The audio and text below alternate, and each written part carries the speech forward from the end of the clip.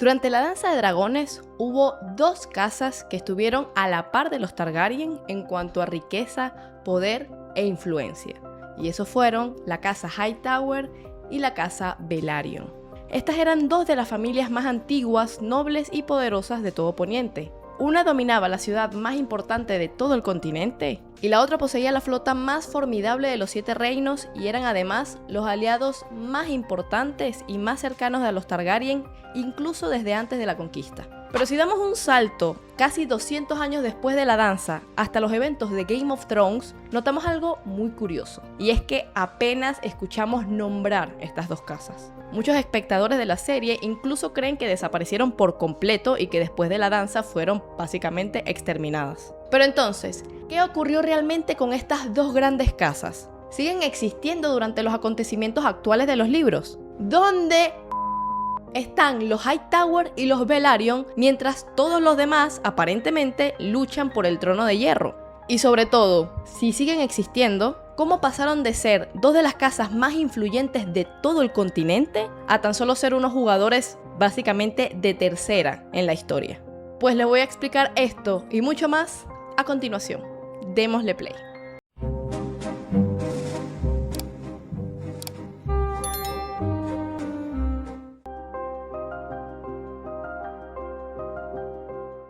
Comencemos por partes y démosle la palabra a la casa Hightower, una de las casas más antiguas, influyentes, ricas, poderosas, todo no solo del dominio, sino del continente. La casa Hightower gobierna desde Antigua, la ciudad más antigua y una de las más grandes, ricas e influyentes de los 7 reinos. Su sede es la impresionante Torre Alta, una gigantesca torre de piedra blanca que domina la desembocadura del río Vinomiel y que además de ser su castillo, también funciona como el faro de Antigua para los barcos que llegan a la ciudad.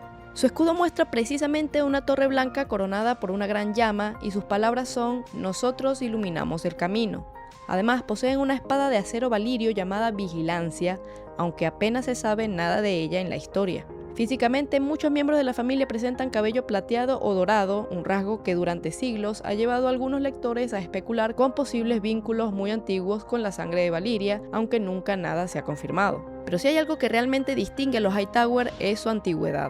Son una de las familias más viejas de todo Poniente. Su linaje se remonta a la Edad del Amanecer, miles de años antes de la llegada de los Targaryen, antes de la llegada del mismísimo Brandon el Constructor, cuando aún gobernaban como reyes independientes en Antigua. Incluso existe un debate entre los maestres sobre su verdadero origen. La teoría más aceptada afirma que descienden de los primeros hombres, mientras que otra sostiene que proceden de un misterioso pueblo de navegantes que llegó a Poniente incluso antes que ellos y fundó los primeros asentamientos de Antigua. Los Hightower son la casa más poderosa del dominio después de los Tyrell. Su riqueza proviene principalmente del comercio, puesto que Antigua era el puerto más importante de Poniente durante gran parte de su historia y actualmente sigue siendo la segunda ciudad más poblada después del desembarco del rey.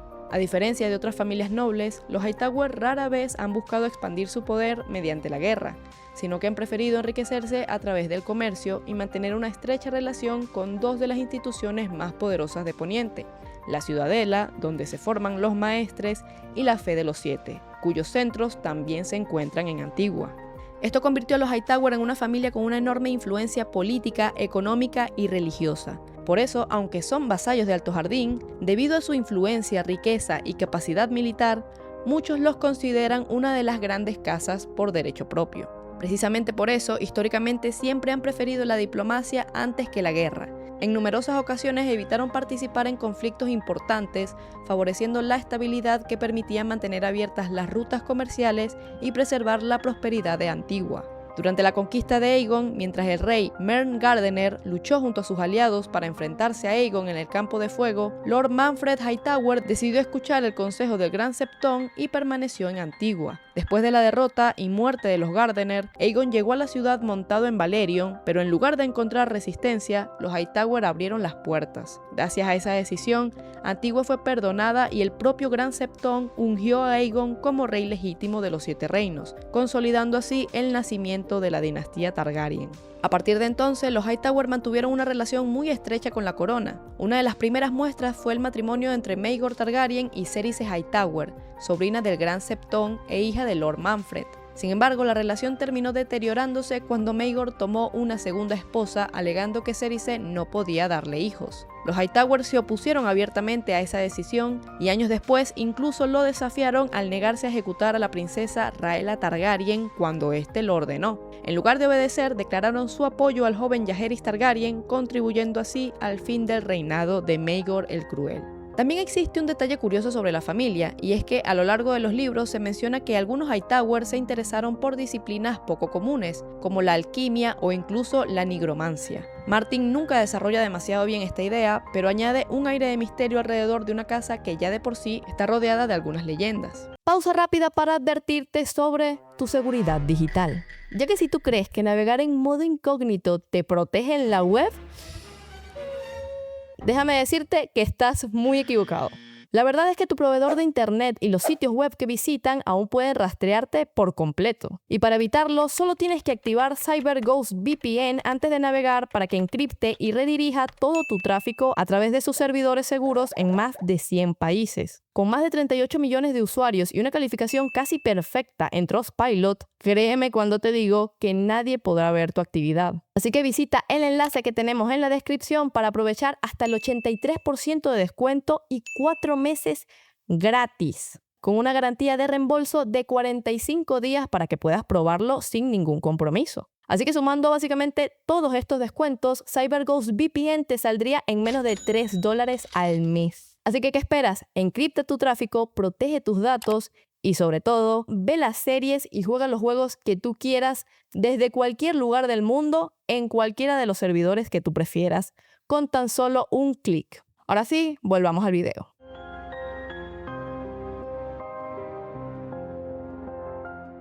La época de mayor protagonismo de la casa Hightower dentro de la política del continente llega precisamente durante los eventos de House of the Dragon. Todo comienza en el año 101 después de la conquista, cuando el rey Jaehaerys I pierde a su hijo y heredero, el príncipe Baelon. Devastado por la muerte de su hijo y la de su amada esposa Alysanne, el anciano rey nombra a Ser Otto Hightower como nueva mano del rey. Durante los últimos años del reinado de Jaehaerys, Otto fue, en la práctica, quien gobernó los 7 reinos. Mientras el rey permanecía enfermo y postrado en cama, Otto dirigía el gobierno y su hija Alicent Hightower cuidaba personalmente al viejo monarca. Tras la muerte de Jaehaerys, Viserys I ascendió al trono de hierro. Poco después falleció su primera esposa, Aemma Arryn, y Viserys terminó casándose con Alicent Hightower. De ese matrimonio nacieron 3 hijos varones, Aegon, Aemond y Daeron, además de su hija Elaena. Sin embargo, Viserys nunca cambió oficialmente a su heredera. A pesar de tener hijos varones, mantuvo a su hija Rhaenyra Targaryen como la sucesora legítima al trono de hierro, y esa decisión fue la semilla del conflicto que acabaría convirtiéndose en la danza de dragones. Cuando Viserys murió, los Hightower fueron los principales responsables de coronar a Aegon II como rey, dando origen al bando conocido como los Verdes. Otto Hightower volvió a convertirse en mano del rey, mientras que Alicent se convirtió en la figura política más influyente del nuevo régimen. Asimismo, Ser Wayne Hightower, hermano de Alicent, ocupó el puesto de segundo comandante al mando de la Guardia de la Ciudad en Desembarco del Rey. Mientras Otto y Alicent dirigían el gobierno desde la capital, el ejército de Antigua marchó a la guerra bajo el mando de Lord Ormond Hightower, que por supuesto que sí se comunicaba con su tío. Su ejército fue uno de los principales pilares militares del bando verde durante gran parte del conflicto y combatió en varias de las batallas más importantes de la guerra. Fue Ormond quien comandó a los hombres del dominio durante la batalla del Vinomiel, la cual no vimos en la serie, donde el joven príncipe Daeron Targaryen obtuvo una de las victorias más importantes para los verdes y fue nombrado caballero por el propio Ormond tras la batalla. Posteriormente, el ejército Hightower siguió avanzando por el dominio y participó en combates como el de Mesa Larga y Puente Amargo. Sin embargo, la fortuna de la casa empezó a cambiar cuando Rhaenyra logró tomar Desembarco del Rey y durante la caída de la capital murieron tanto Otto como Wayne Hightower, mientras que Alicent fue capturada y permaneció prisionera de la reina. A partir de aquí va a haber spoilers de House of the Dragon, así que si no quieren spoilearse absolutamente nada, pasen hasta este minuto de la pantalla. Al mismo tiempo, el ejército de Ormond continuó luchando, pero sufrió un golpe devastador durante la primera batalla de Tumbleton. Allí, Ormond y su primo Bryndon Hightower murieron combatiendo contra las fuerzas del norte dirigidas por Roderick Dustin. Los pocos Hightower que seguían al mando apenas pudieron sostener al ejército, y Sir Hobart Hightower protagonizó uno de los últimos actos importantes de la casa durante la guerra al sacrificar su propia vida para envenenar a Ulf el Blanco tras la segunda batalla de Tumbleton. Después de esa derrota, los restos del ejército Hightower se retiraron, poniendo fin al papel protagonista que la familia había tenido durante la Danza de Dragones. Aunque los Hightower sobrevivieron a la guerra y conservaron Antigua, el conflicto acabó con buena parte de los miembros más importantes de la familia y marcó el final de la enorme influencia política que habían alcanzado durante el reinado de Jaehaerys y el de Viserys. Aunque muchos de sus miembros más importantes murieron durante el conflicto y perdieron relevancia política, la casa conservó Antigua, sus enormes riquezas y toda la influencia económica y religiosa que siempre los había caracterizado. El nuevo señor fue Lionel Hightower, hijo de Ormond, quien heredó una familia muy golpeada por la guerra, pero todavía inmensamente poderosa. Después de la Danza de los Dragones, la casa Hightower logró algo que muy pocas casas tan involucradas en un conflicto logran: sobrevivir y mantener su posición de poder. Con el paso de las décadas, los Hightower abandonaron la política que había marcado la época de Otto y Alicent y regresaron a la estrategia que históricamente mejor les había funcionado: fortalecer su posición a través del comercio, la diplomacia y las alianzas matrimoniales. Un buen ejemplo de esto ocurrió durante la primera rebelión Blackfyre. Mientras muchas de las grandes casas se dividían entre apoyar a los Targaryen o a Daemon Blackfyre, los Hightower evitaron comprometerse completamente con cualquiera de los dos bandos y en lugar de esto mantuvieron relaciones con ambos, una muestra más de que preferían preservar su poder antes que arriesgarlo en una guerra civil. Durante la rebelión de Robert sí volvieron a tomar partido y permanecieron leales al rey Aerys II Targaryen hasta el final del conflicto. De hecho, Sir Gerald Hightower, el respetadísimo Lord Comandante de la Guardia Real, murió en la Torre de la Alegría junto a Arthur Dayne y Oswell Went defendiendo a los Targaryen hasta el final. Tras la victoria de Robert Baratheon, sin embargo, los Hightower aceptaron rápidamente al nuevo rey y conservaron todos sus títulos y posesiones. Bien, ok, pero si los Hightower siguen siendo una casa tan influyente y poderosa, ¿dónde están durante los acontecimientos de Juego de Tronos? Pues la verdad es que los Hightower nunca desaparecieron. Siguen existiendo, siguen siendo inmensamente poderosos y siguen ocupando un papel extremadamente importante en el dominio. Lo que ocurre simplemente es que ya no son una de las casas protagonistas dentro de los acontecimientos de la saga. Durante la Guerra de los Cinco Reyes permanecieron fieles a sus señores, los Tyrell, y cuando Renly Baratheon reclama el trono de hierro, los Hightower apoyan su causa junto con el resto del dominio. Tras el asesinato de Renly, no se pasan al bando de Stannis, sino que siguen la alianza entre los Tyrell y los Lannister. Su líder actualmente es Lord Layton Hightower, un personaje envuelto en bastante misterio. Se dice que lleva más de 10 años sin abandonar la cima del Faro de Antigua, dedicado al estudio de antiguos libros junto a su hija Malora, conocida como la Doncella Loca. Nadie sabe exactamente qué están investigando, pero lo que sea, ha dado lugar a numerosas teorías, algunas de las cuales ya hemos mencionado. Mientras tanto, los Hightower continúan siendo una potencia económica. Siguen siendo los principales protectores de la ciudadela y la Fe de los Siete, controlan el puerto de Antigua, poseen una de las flotas más importantes del reino y se cree que incluso siguen siendo tan ricos como los mismísimos Lannister, una creencia que ya existía desde Otto Hightower. Además, pueden reunir un ejército mucho mayor que el de cualquier otro vasallo de los Tyrell. También mantienen fuertes lazos con la casa gobernante del dominio, ya que Allery Hightower, hija de Lord Layton, está casada con Mace Tyrell y es la madre de Loras, Garland, Willas y Marjorie Tyrell. Es decir, aunque durante Juego de Tronos apenas escuchemos hablar de ellos, los Hightower nunca dejaron de ser una de las familias más poderosas y bien posicionadas de Poniente. De hecho, actualmente los miembros de la familia que sabemos que siguen con vida son Lord Layton Hightower, señor de Antigua, Sir Baelor Hightower, heredero de la casa, Malora Hightower, apodada la Doncella Loca, Allery Hightower, esposa de Mace Tyrell y madre de sus hijos, Sir Garth Hightower, conocido como Acero Gris, Denise Hightower, casada con Desmond Redwine, Layla Hightower, casada con Jon Cobbs, Alysanne Hightower, esposa de Arthur Ambrose, Lynesse Hightower, antigua esposa de Jorah Mormont y que actualmente vive en Lys, Sir Gunthor Hightower y Sir Humphrey Hightower. Como puede verse, la familia no solo sigue siendo rica y poderosa, sino numerosa. La diferencia es que durante Juego de Tronos, los Hightower prefieren mantenerse lejos de la lucha del trono y por lo tanto su presencia en la historia es indirecta y con muy pocos detalles. Sabemos, por ejemplo, que Allery Hightower acompaña a su familia a desembarco del rey, está presente en la boda de su hija Marjorie con Joffrey Baratheon,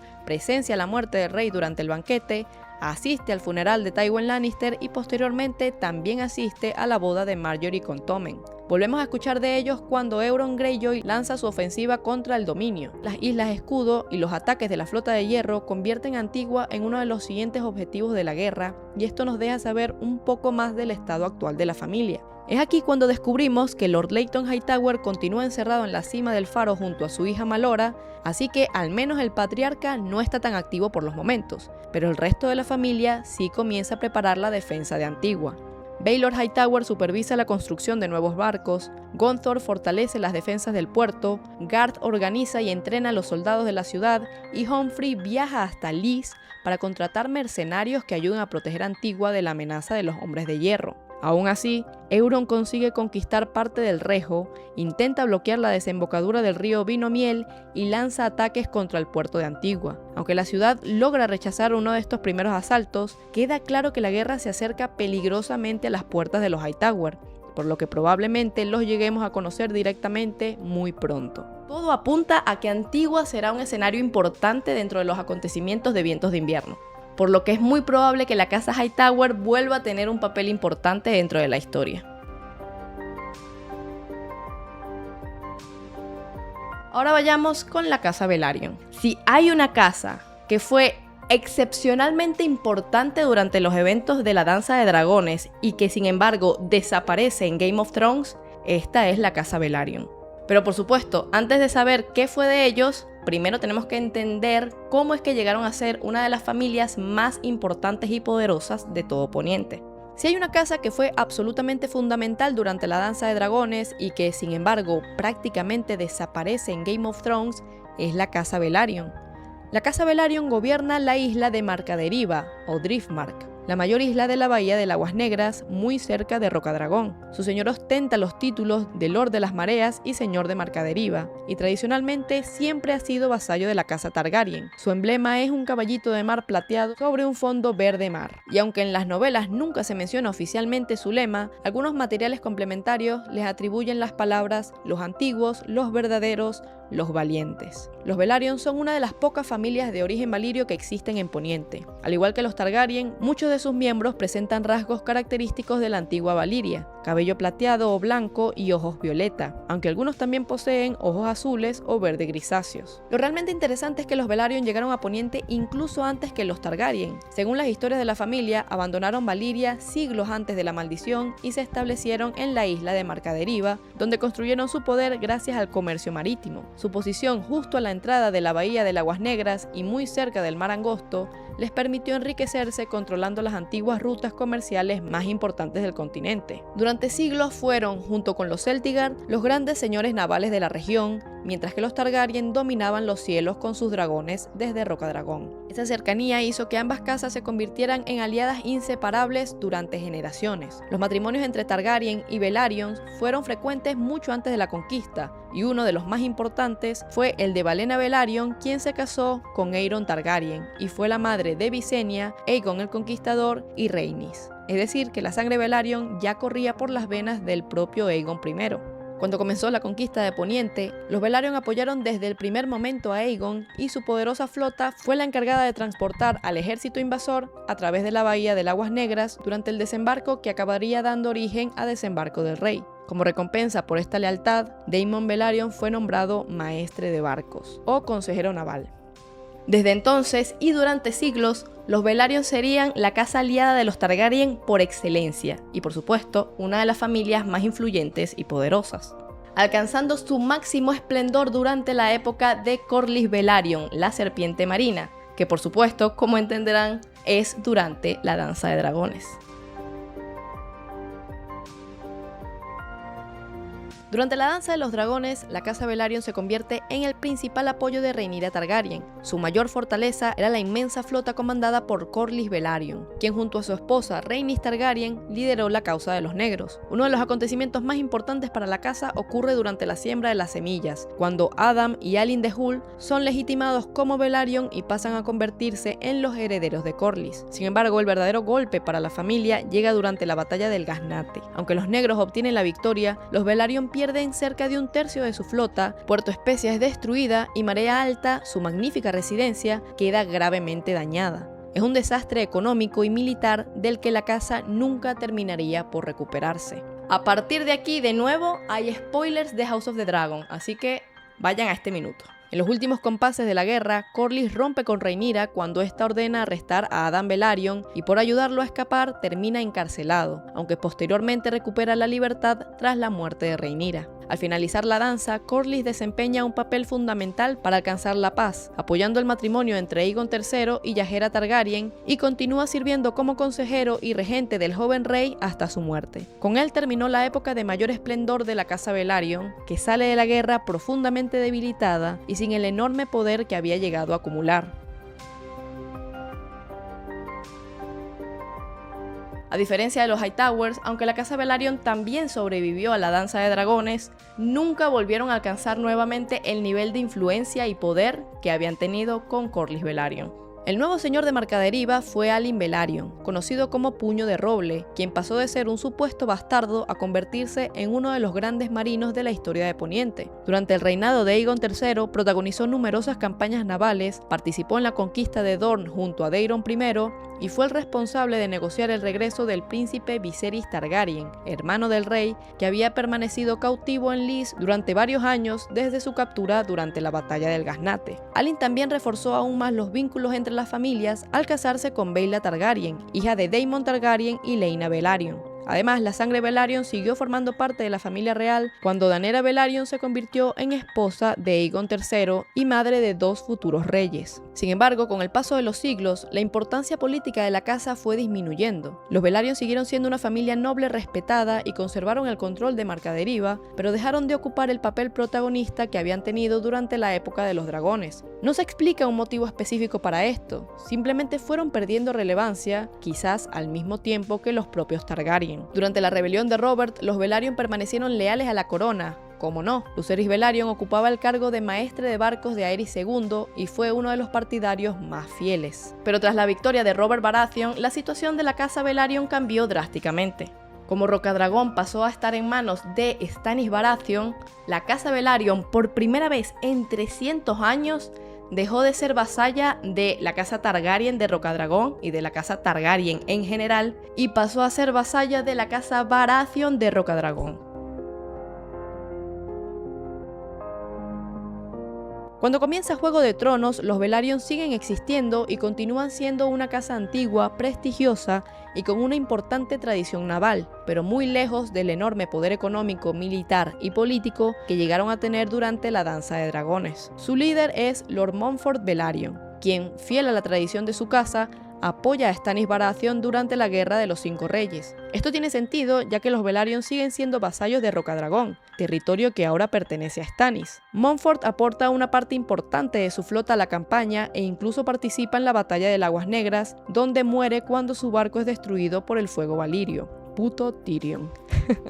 Tras su muerte, el señorío pasó a su hijo Monterys Velaryon, de quien no hemos escuchado mucho porque apenas tiene 6 años, por lo que la casa ha quedado, por ahora, en una posición mucho más discreta durante el resto del conflicto. Sin embargo, el Velaryon, o más o menos Velaryon, más interesante de esta época no es Monterys, sino Aurén Mares, el medio hermano bastardo de Montfort. Gracias a sus rasgos valirios, Cersei Lannister queda impresionada por su parecido con Rhaegar Targaryen y lo nombra consejero de barcos, a pesar de su juventud y falta de experiencia. Aurén aprovecha el enorme presupuesto que Cersei le concede para construir una nueva flota real, pero en cuanto la reina pierde el poder y es encarcelada por la fe militante, desaparece llevándose toda la flota consigo. La última información que tenemos es que habría utilizado esos barcos para conquistar los peldaños de piedra, convirtiéndose en una especie de rey pirata en el Mar Angosto. Y en realidad eso es prácticamente todo lo que sabemos de los Velaryon en la historia principal. La casa sigue existiendo, sigue gobernando Marca Deriva y continúa siendo una familia noble de ascendencia valiria, pero ya está muy lejos del inmenso prestigio y la influencia